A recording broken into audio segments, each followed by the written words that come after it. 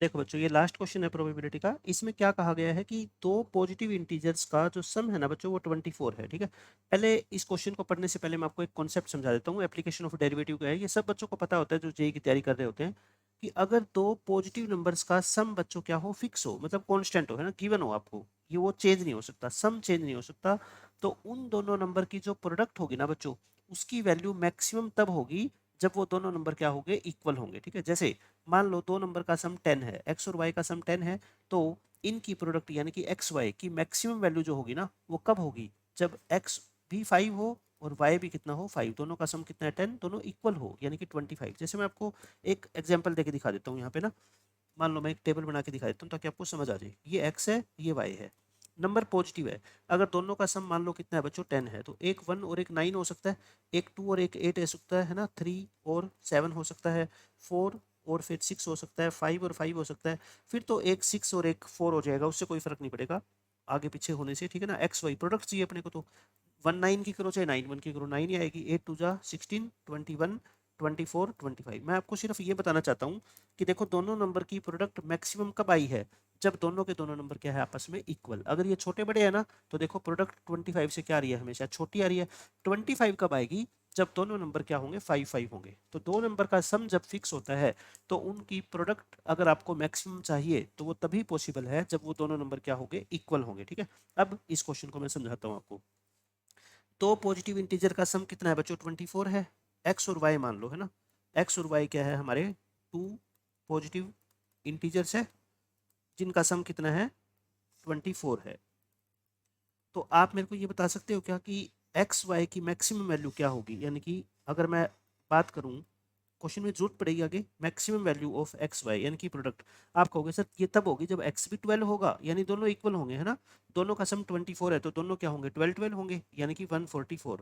तो x Y की जो मैक्सिमम वैल्यू है, अगर हमारे को कहीं जरूरत पड़ेगी इस क्वेश्चन में, तो वो 144 यूज करेंगे। अब क्वेश्चन में क्या कहता है, if the probability that their product, देखो एक एक चीज पढ़ते जाओ। देयर प्रोडक्ट का मतलब एक्स और वाई दो नंबर है, तो उनकी प्रोडक्ट यानी कि X Y is not less than, वो लेस देन नहीं है किससे, 3/4 टाइम्स, यानी कि 3/4, है ना, किससे, of their greatest possible product. Greatest possible product का मतलब कि एक्स वाई की मैक्सिमम वैल्यू, है ना, एक्स वाई की मैक्सिमम वैल्यू, और वो अपने को पता ही है 144 होती है।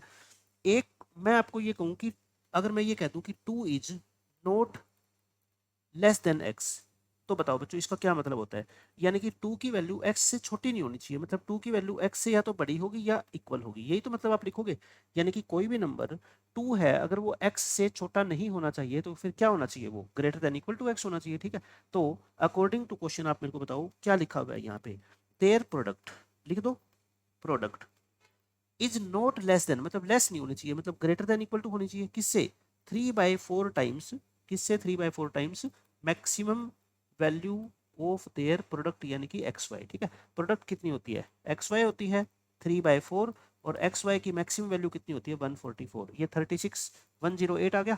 कहने का मतलब एक्स और वाई की जो प्रोडक्ट है ना बच्चों, वो 108 या उससे बड़ी होनी चाहिए। बार बार हम पीछे भी हमने 4 क्वेश्चन जो किए वो ऐसे ही तो किए हैं कि दोनों का सम ये होना चाहिए, दोनों की मल्टीप्लाई ये होनी चाहिए।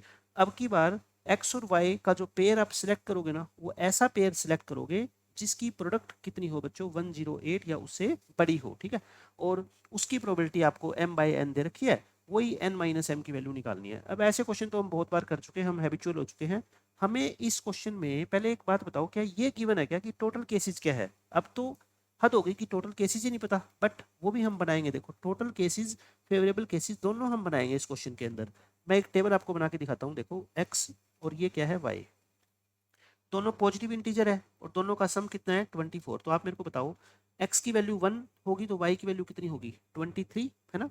इसकी वैल्यू एक एक बढ़ाते जाओ, 2 होगी तो 22, 3 होगी तो 21, 4 होगी तो चलो 1 मिनट का टाइम लगेगा, कोई बात नहीं मैं लिख देता हूँ, 5 होगी तो 19, 6 होगी तो अपनी कितनी हो जाएगी बच्चों ये 18, 7 होगी तो कितनी हो जाएगी 17, 8 होगी तो 16, 9 होगी तो 15, 10 होगी तो कितनी हो जाएगी 14, 11 होगी तो 13, और 12 होगी तो कितनी हो जाएगी बच्चों 12, है ना।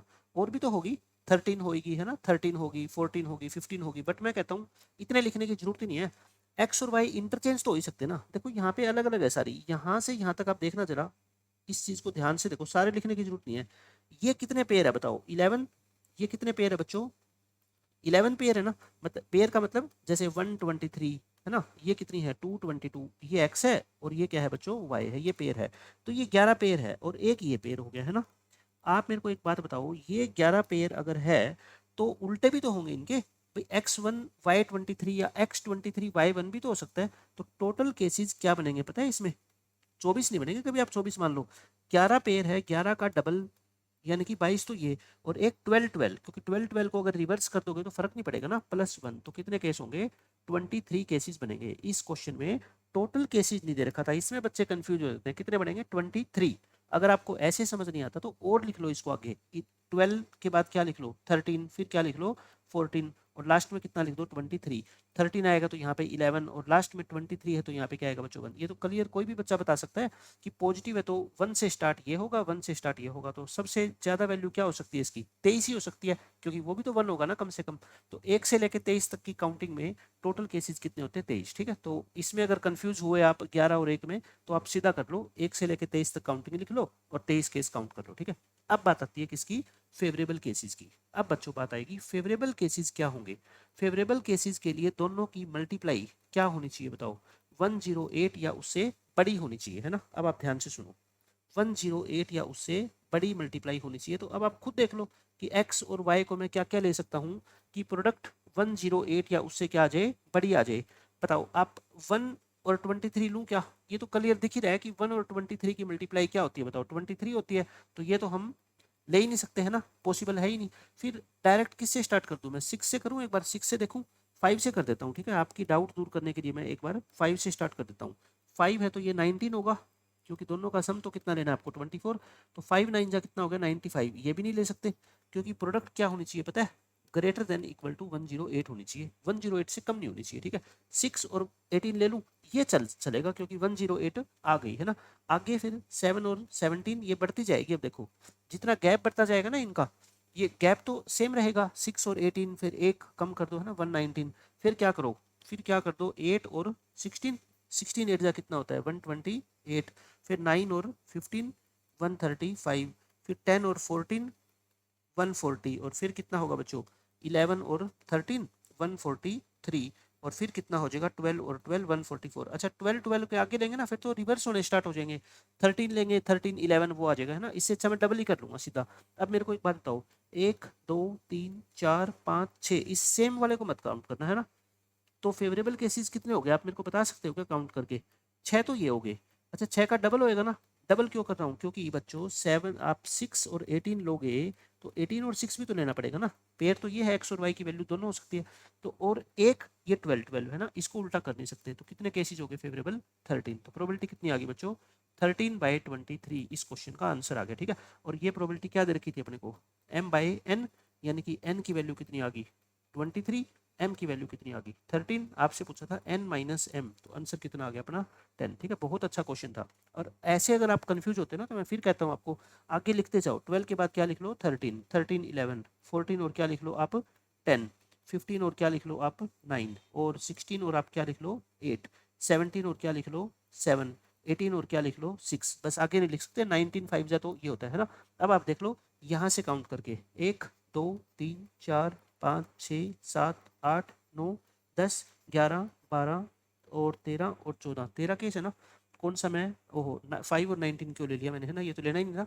तो ये केस काउंट करोगे तो कितने आएंगे बच्चों 13 ही आएंगे। तो ऐसे सारे लिख के काउंट कर लो, या एक लिख के और उसका पेयर काउंट कर लो, डबल है ना, बात एक ही है। तो 13/23 इसकी प्रोबेबिलिटी आएगी। और फाइनल आंसर इस क्वेश्चन का कितना आएगा बच्चों 10 आएगा, ठीक है। 10 इस क्वेश्चन का आंसर है। तो ये हमने सारे के सारे क्वेश्चन कर लिए जो जेई मेंस के अंदर जनवरी फरवरी और अप्रैल सेशन के अंदर पूछे गए थे आपके, ठीक है।